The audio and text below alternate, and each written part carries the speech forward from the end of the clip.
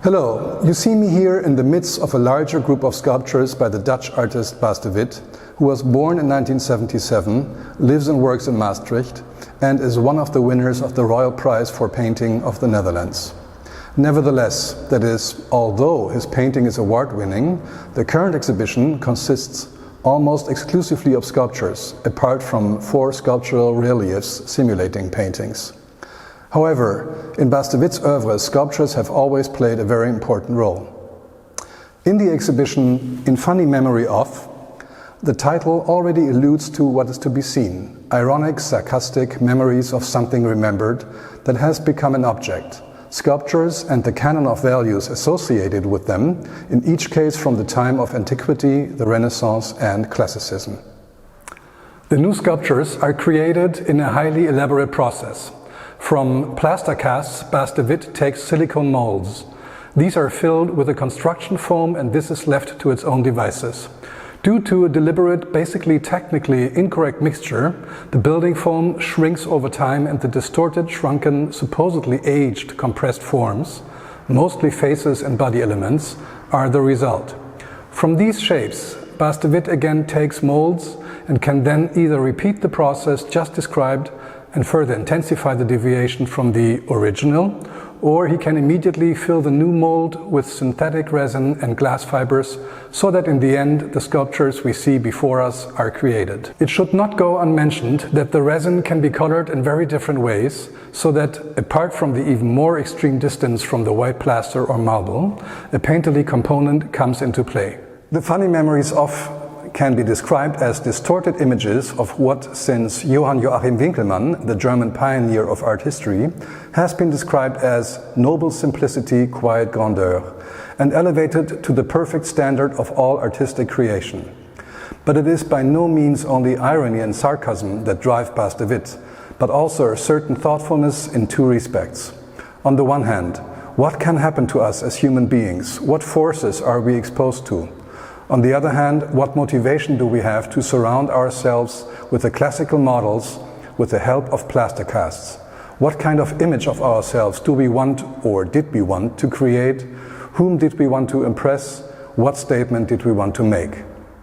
The exhibition itself, the course through the sculptures, is reminiscent, in the density in which the sculptures are presented, of plaster cast collections as we know them from academies, or also the presentations of the less important busts from sculpture collections. Instead of emphasizing individual works, underlining them in their significance by singling them out, and perhaps even by a special form of lighting, the casts or sculptures are seemingly randomly placed, laid out, grouped. As visitors, we move through a corridor formed by the objects jumping back and forth. However, we do not experience the noble, shimmering and translucent marble, or, in the case of the cast collections, the likewise white plaster, but unusual colors that undermine visual experiences shaped by centuries, set focal points in terms of content, emphasize certain elements, and transport the sculptures into an atmospherically completely different world. The representative functions that the plaster casts can have for the countless buyers are, of course, equally underestimated. Unlike the commercial reproductions of classical sculptures, the works of Bas de Wit do not allow the citizen to emphasize his own grandeur in his garden or living room. In the exhibition, only the largest works are highlighted with their positioning. So is the work In Funny Memory of Venus de Milo. The Hellenistic original from the 2nd century before Christ, an Aphrodite, goddess of love, beauty and sensual desire, is in the Louvre in Paris. Together with the Laocoon group and the Nike of Samothrake, it is one of the most important works of Hellenistic art. Here and now, however, in Bas de Wit's exhibition, the Venus not only has no arms, which are also missing from the Hellenistic original, but also no expression of sensuality. Rather, the material is shriveled, the visual expression tortured, the figure unnaturally slender in its elongation, and finally the breasts that certainly stimulated the imagination of millions of recipients are missing. The figure of a flayed man standing right at the entrance, after a sculpture by Jean-Antoine Hudon, also has this unique position. Again, It lacks not only the precision in depiction that originally served to provide an idea of the anatomy of a human being, but also the sublimity that was found not only in Houdon's work, but also in Houdon's models from antiquity and the Renaissance. Man is shown here, by Bas de Wit, in his sad and ruined existence. The marble representation of the dog Peritas of Alexander the Great was a reminder of his courage and strength and determination. The legend goes that he killed a lion and an elephant without being attacked by them, and that he fought selflessly alongside Alexander and paid with his life. The fact that he accepted his fate was considered a lesson and inspiration for the viewers of his sculpture. And of course, it is again the case that, in funny memory of Peritas, shows us instead a strange representation, a representation with oblique colors in great size. We do not draw inspiration from the sculpture, or at least it is a different kind of inspiration.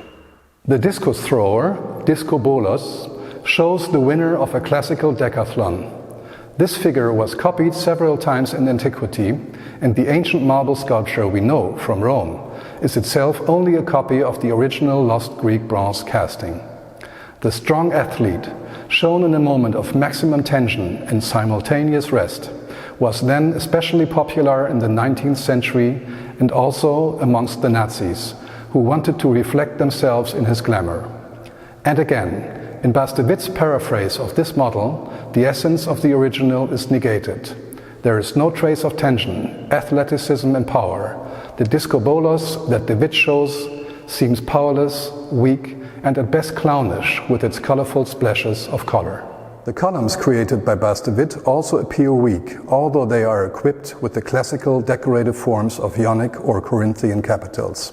While such columns normally had the function of supporting architecture, of making build spaces possible, in Bas de Wit's work they must be supported themselves. They do not carry an architrave, they just support one another. While the sculptures refer to noble or heroic models from antiquity, the Renaissance and Classicism, think also of the images of Brutus, Voltaire or Napoleon. The reference points for the wall reliefs are what has become known under the keywords crabstraction or zombie formalism.